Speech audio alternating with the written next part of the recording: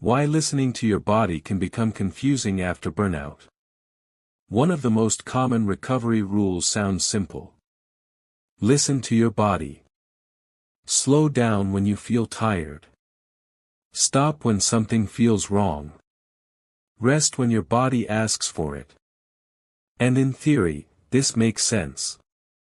But after burnout, many people notice something strange. Their body signals feel inconsistent. One day they feel exhausted and stay home. The next day they still feel exhausted, even after resting. Sometimes small effort feels impossible. Other times they can do more than expected. So they start asking, how do I know what my body actually needs? Because the signals feel unreliable. And this confusion creates paralysis. If you do too much, you crash. If you do too little, you feel stuck. So listening becomes stressful instead of helpful. To understand this, we need to look at how body signals are generated. The nervous system constantly monitors internal states. Heart rate, breathing, muscle tension, energy availability, hormone levels. And it combines these signals into sensations. Fatigue, tension, hunger, restlessness. These sensations are not direct measurements. They are interpretations. Predictions. The brain predicts what the body needs based on past experience. And during long-term stress, those predictions change. If overload lasted for months or years, the system learned something important. It learned that high output was dangerous. That pushing through led to collapse. So the brain adjusted its prediction model. It lowered tolerance. It increased warning signals. Fatigue appears earlier. Tension appears faster. Overstimulation feels stronger.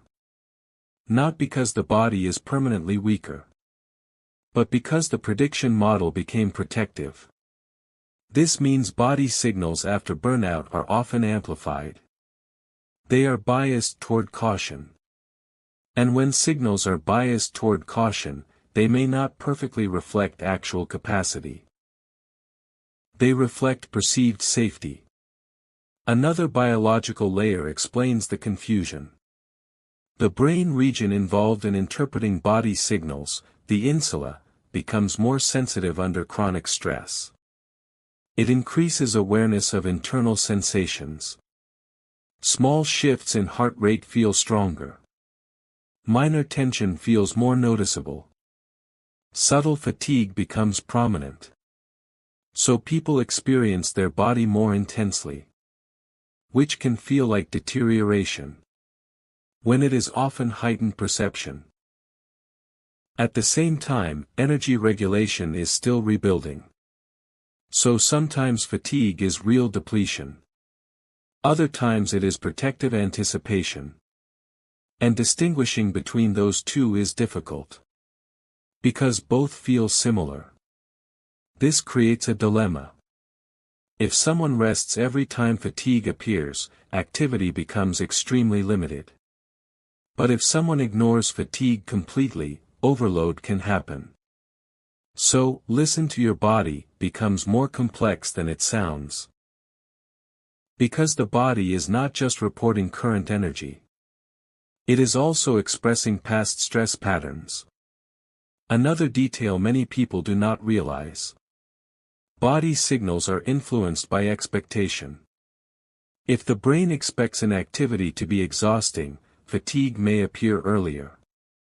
Because prediction shapes sensation. This is not imagination. It is how regulation works. The nervous system prepares for what it predicts. So if the system predicts overload, it sends early warning signals, which feel like real fatigue. And without understanding this mechanism, people lose trust in their body.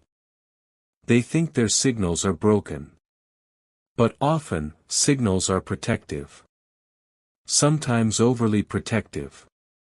And protection does not always equal accurate measurement. Over time, as safety becomes more consistent, predictions adjust again.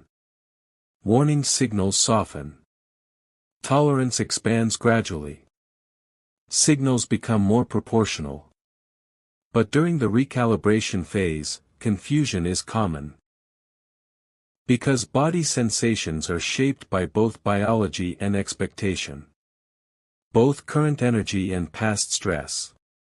So if listening to your body feels complicated right now, if signals feel inconsistent, if rest does not always create improvement, it does not automatically mean recovery is failing. It may mean the nervous system is still updating its prediction model.